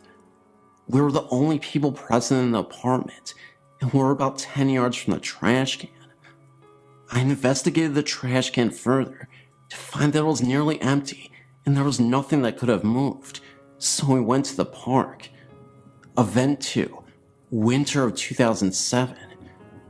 My wife and I were growing fascinated with the television show Ghost Hunters. We had spent an entire day watching episodes from the second season DVD. Being cocky and joking with my wife over her growing discomfort with the mood the show was setting, I began joking about talking on the ghost of the apartment, saying such things as, "If anyone is here, come here and get me," or "You can't touch me, you're just a ghost, I don't believe in you." Later that night, at 4 a.m., I woke up quite distressed and felt that the apartment was shaking from a significant earthquake. I was sure that it was the big one and rushed to jump out of bed and pull my wife to safety in a doorway. She was in a state of shock as I lifted her out of bed and was scared of an earthquake also. When we finally got to the doorway and calmed down, I explained to her that I thought there was an earthquake but couldn't feel it anymore. She couldn't either. I began to grow very nauseous and leaned on her for support. I told her I wasn't feeling right and I blacked out.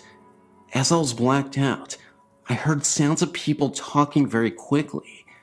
At first I thought it was my wife, and I tried to tell her to slow down. I felt the sensation of running very quickly while I was hearing the rapid dialogue. I was growing angry when suddenly I awoke lying on the floor with my wife over me. She told me she thought I was having a seizure or something because all of my muscles had lightened and I was screaming and moaning in a sense of fear. She said that I had also grown pale. All throughout that night, I felt the bed continue to shake. Event 3. Soon after Event 2. I was angered by an experience I had felt earlier in Event 2, where I had awoken to what I thought to be an earthquake and experienced what I thought to be a form of being possessed. I researched how to hold a seance to converse with spirits present within the room and invited friends over to help with the conversation. I didn't describe the experience I had felt earlier so that it would not affect my friends' experiences that night. In the middle of the seance, one of my friends began to grow woozy and sway forward when he suddenly stopped it. He said that he couldn't go on and felt like someone was talking quickly to him, and he had felt the sensation of running, identical to my experience earlier.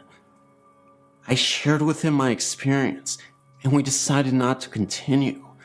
Also, this night, my friend's car got a flat tire while parked in my apartment, and only needed to be refilled with air as there was no puncture to cause the flat, as if someone deflated it. Also, another friend was called by his girlfriend within minutes of us ending the seance because she felt something had happened and was worried. He had only told her he was going to see me and not anything about what we were doing that night. The friend with the flat also received a phone call from his aunt about an hour after, whom he speaks with rarely, because she had similar concerns as my friend's girlfriend. How's that for women's intuition? Ever since that last event, nothing else has occurred.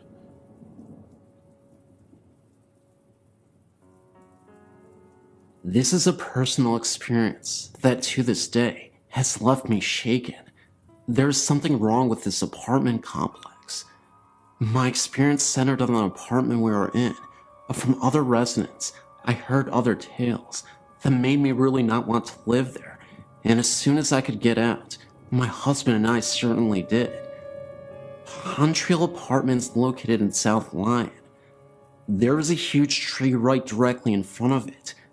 Apparitions have been seen in a little hallway between bathroom and bedroom. The panel in the hallway leading up to the crawlspace had moved on its own.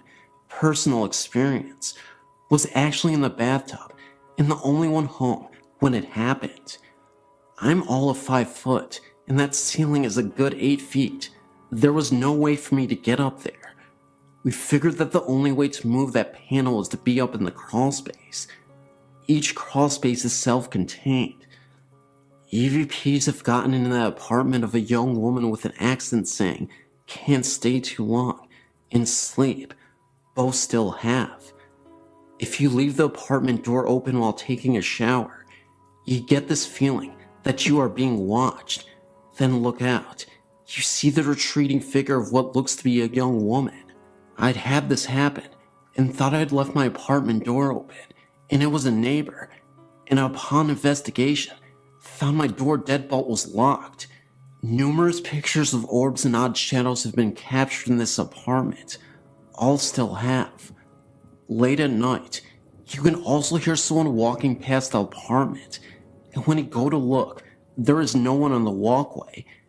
And considering where the apartment is, there's no way for someone to get down it quick enough without hearing the sounds of running feet. Have had an experience of having the front door hit several times while I was to peephole, and no one was there. Stories were also told to me of the laundry room in the same building is also a place of odd occurrences. Feelings of being watched and hearing a young woman's voice. Have felt the being watched part, but considering that the old furnace system was right there in the laundry room, I dismissed it. A lot of my family and husband's family refused to spend the night there just cause the place gave them the creeps, and this was prior to some of these events happening. I've tried to find out if there have been any deaths or murders or anything on that ground, and I came up with nothing. All I know is that the place was just, there was something wrong with it, and I wish I had never moved into it. The EVPs were caught when that building had few residents. I still have them, just have others listen to them from time to time to prove I wasn't crazy with what I heard. The pictures are numerous, and some still make the hair on my arm stand up because of the experiences with them.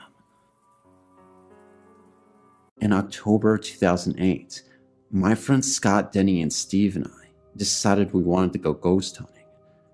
Scott was the only one who had experience with anything, and he had seen things and had things happen to him and other people in his past groups. We started off by going to Peace Church Cemetery and where the murderer Billy Cook is buried. We were equipped with a video camera, me, a digital camera, a digital voice recorder, a heavy-duty flashlight, Scott, and 2 smaller flashlights with the other 2 people.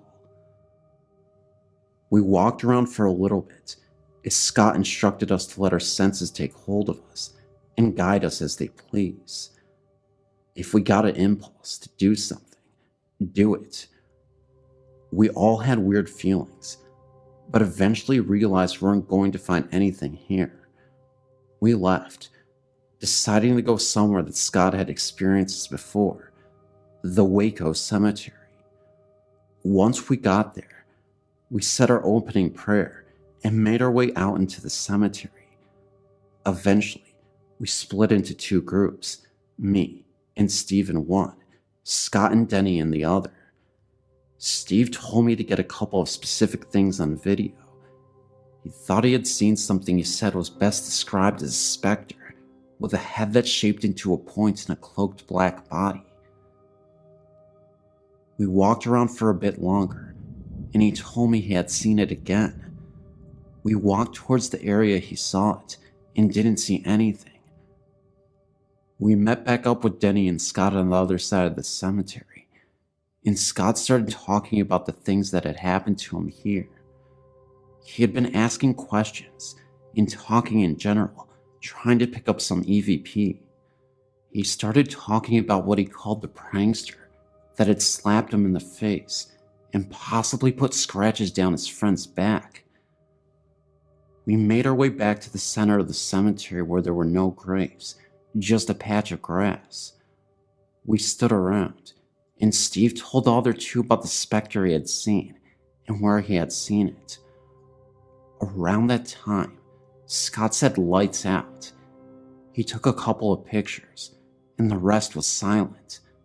Then, we turned our lights back on for a few seconds, before Scott repeated his order of lights out. This part gets a little blurry. I can't remember if it was before or after we turned the lights back on, but Scott is a big guy, wide and tall. He fell backwards onto Steve, who would have fallen on me had I not moved in time. He had fallen hard. He laid there and just looked confused, and his face was red. His glasses had flown off of impact of the fall. He asked where his glasses were. Then he asked, "Did I fall?" We tried to explain what happened from each of our perspectives quickly, as we were pretty freaked out, since this was our first experience. He had asked a couple more times as the rest of us came to the conclusion that he fell too hard to have just fallen from a loss of balance. I, for one, think he was pushed by some force. Anyway, we got him up to his feet. He looked around and said, "We're leaving." Scott was shaken, and that was all we needed to hear. As we walked back to our cars to say a closing prayer, Scott started coughing, which progressed into dry heaving. We had 8 Hoodies before we went to the first place, so we knew that he had something to throw up. We stopped to wait for him, and after he felt better, we proceeded to walk to a space between the cars to say the prayer. Scott began, "Our Father which art in heaven." It was interrupted by more dry heaving. Steve said, "Scott, are you okay?" He nodded and said, "Hallowed be thy..." and cut off to some dry heave some more. This time, it was so bad that he lost his glasses and was down on his knees coughing up something that wasn't there. He looked up, straight at me, and gave the most evil glare I've ever seen. I immediately recoiled in fear, with tears forming in my eyes. I asked Scott, "Scott, are you there?" He got over this fit eventually, as Steve said. "Howled by thy what? Finish the prayer, Scott. You have to finish it." Scott straightened up a little and hoarsely started to finish. "Hallowed be thy name." Again, the same occurrence had just happened, and he just kept coughing and dry heaving. At this point, Scott has regained his composure enough to finish and says, "For thine is the kingdom and the power and the glory forever and ever. Amen." As we each followed with a thankful amen, he said, "Now let's get the heck out of here." I was ahead of him in parking, so I started the car and drove out of the cemetery as fast as possible. We stopped into a church parking lot up the road. Scott got out of his car, and we started talking about what just happened. He claimed to have no recollection of falling or anything after that. That's the story of what happened in Southwest Missouri on a late October night. May you form your own conclusions, and I hope you enjoyed.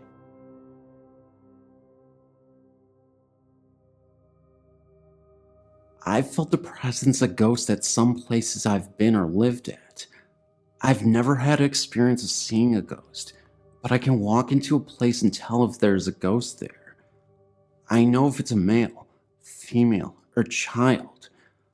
I've seen dark shadows, but not all have been black. Some are gray, like the color of a rat. One night, a very good friend of mine came over and we started watching a movie and eating pizza. I saw the dark outline of a male child peeking around the corner of the kitchen. I told my friend Dawn, who is very religious, and at first she didn't believe me. I kept seeing the outline of a head and shoulders peeking around the corner. Then, about 5 minutes or so later, we started hearing a scratching noise. I told Dawn that's the ghost. She said it was just a mouse. Then, I heard a loaf of bread fall on the floor. The bread is kept on the counter far back next to the microwave. I got up to investigate. The bread was lying on the floor, but had no holes in it from a mouse. I put the bread back and went back into the living room. Dawn got up to get a glass of soda, and when she went into the kitchen, she yelled. She said the loaf of bread moved across the counter and dropped on the floor at her feet. She started praying. Every time she stopped praying, you could hear scratching noises. She kept praying, and the scratching continued. Then it got quiet. We finished the movie, and as we were talking, we noticed the lid on the pizza box, which was propped up, started to slip down. Instead of just falling down, it closed. This was very slowly. Dawn said she had enough and went home. She took the pizza and box home with her. She called me later that night and said that the ghost followed her home because her bread was constantly sliding off the counter, and she actually saw the pizza lid open when it was closed in the box. She said she threw the bread and pizza box off her balcony and prayed really hard. She didn't have any more problems, and our bread stayed on our counters after that.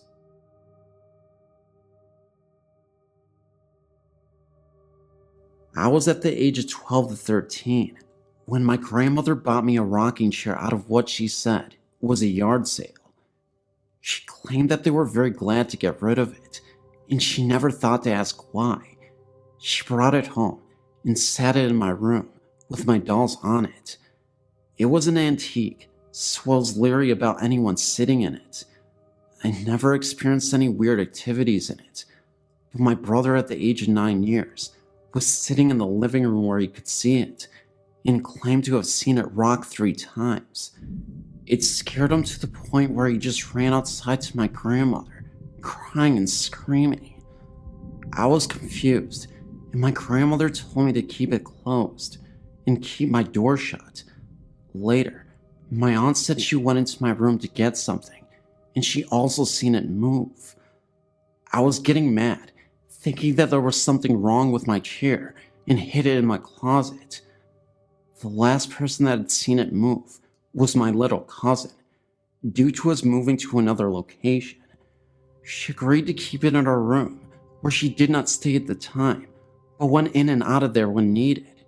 She was doing her hair in a dresser mirror when she got a glimpse of the rocker moving. Then, to her surprise and fright, a little girl appeared. She said she was very beautiful in an older clothing. She screamed and ran from the room.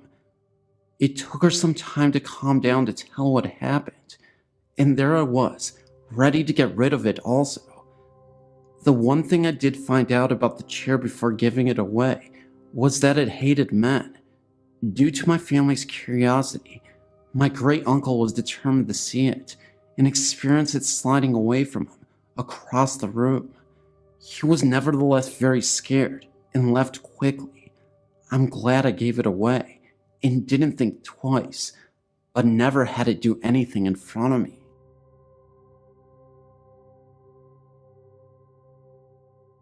I didn't experience this myself. It happened to my mother a couple months ago, and she told me about it after it happened. What happened was, a couple of months ago, my mom was prepping for a party in our kitchen at about 9:30 p.m. Me and my brother, who were about 11 at the time, were both at the house at the time. I was upstairs, and he was in the living room. My mom told me that she was washing dishes, and that she looked up at the window in front of her, and she saw someone walk by the hallway behind her. She immediately thought that it was me, because of how tall the person was. She called out my name, and told me to do something for her. After a couple of minutes, she came to look for my brother to ask where I had went. He looked at her like she was crazy, and told her that I hadn't come downstairs for about an hour. She calmed me down noticeably scared, because she thought someone was in the house, but we couldn't find anyone. This happened more than once to my mother, but more noticeable. She was washing clothes, and had to walk through the kitchen, and saw someone poke their head out from behind the counter. She of course thought that it was either me or my brother, but when she checked, she found no one.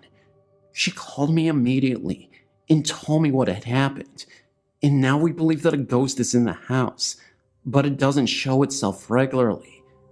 2 other things that have happened since then. One happened a couple months after that. Me and my brother had a friend over, and he had gone to the bathroom on the 2nd story of the house. No one was up there at the time, but when he came down, he said that he had seen 2 red eyes down the hall near my parents' bedroom. He immediately ran downstairs, and we told him about my mother's experiences. The other things that happen more frequently now is that our dog starts to growl at something in the hallway. She sleeps in our parents' room, and sometimes she will get up and walk around the room, and then she will stop in the doorway and growl at something in the hallway. But when we turn on the light, there will be nothing there. It has been a couple of months since anything worth reporting has happened, but we believe that it is a friendly ghost and nothing harmful will come of it.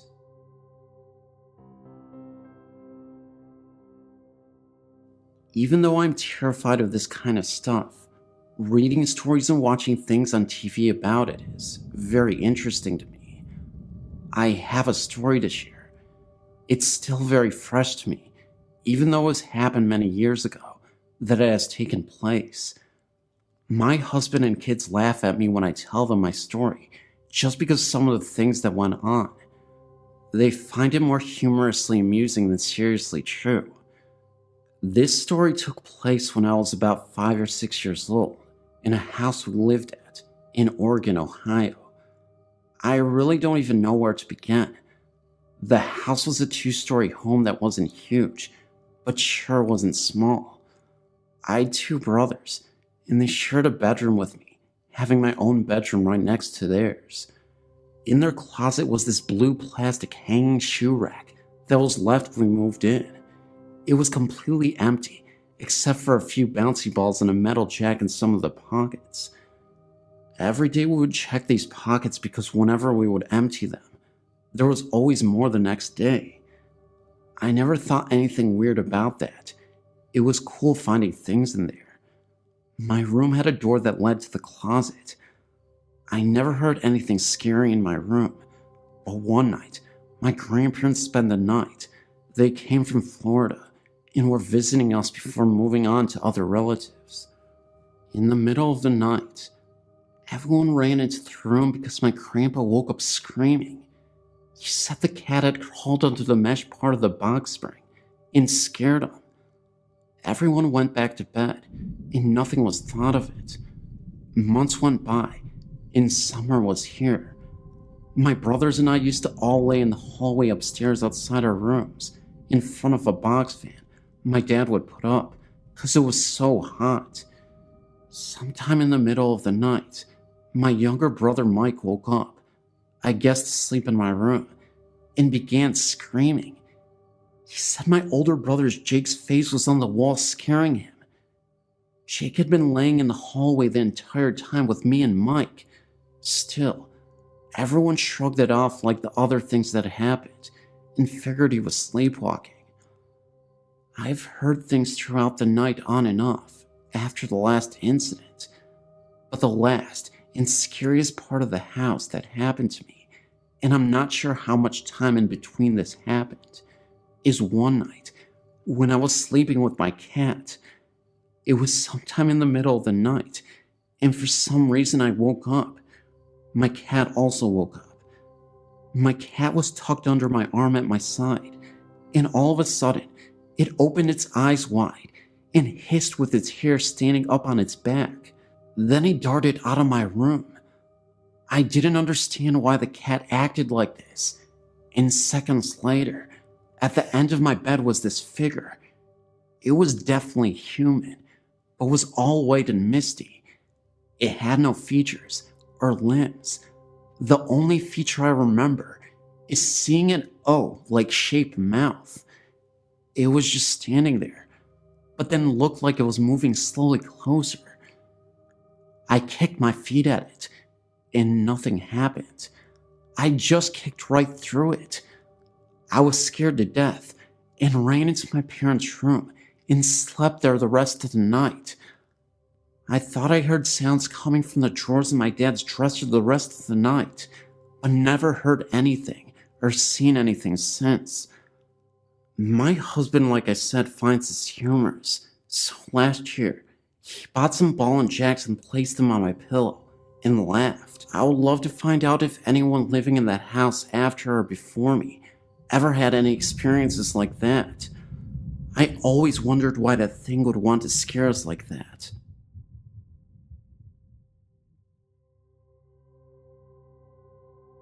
My grandfather was a member of Washington Country Golf Club in Washington County, Pennsylvania.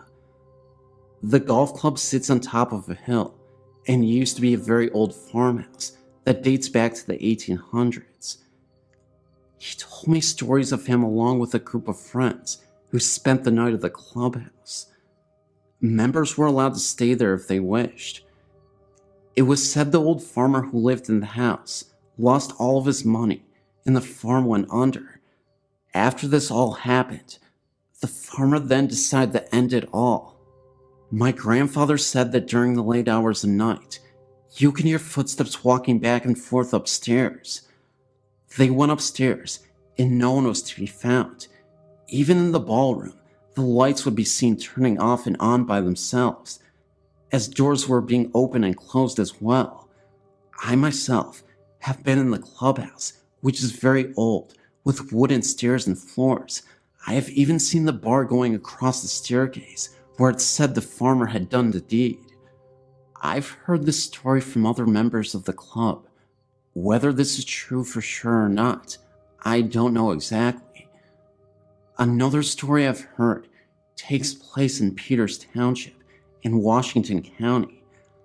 I've been told by an old football coach whose family lived in the town all their life, dating back to the 1700s, I believe. He tells a story of an old haunted railroad tunnel close to Hidden Valley Road in the area. It's said that many years ago, when the railroad was a busy place, a man was hooking up two boxcars. The boxcars then rolled together, hitting the man in between the two hookups. The man was cut in half from the two boxcars, and many people say that they have walked the tunnel holding hands across the tunnel very late in the night. They said they have seen a man walking at the other end of the tunnel with an old oil lamp in his hand, swinging back and forth. They even say that a train can be heard off in the distance, but no train even came. The story has been known as Boxcar Willie. I've heard this story from many different people in the past. I've seen the tunnel myself one night with two of my friends. We held hands going across the front of the tunnel. We all then saw a very small light at the end of the tunnel. Never went to check it out, but something was there. We all saw this light. It may have been something off in the distance, but I believe it was Boxcar Willie. We all felt something very weird that night. That's why I get the feeling something was out there.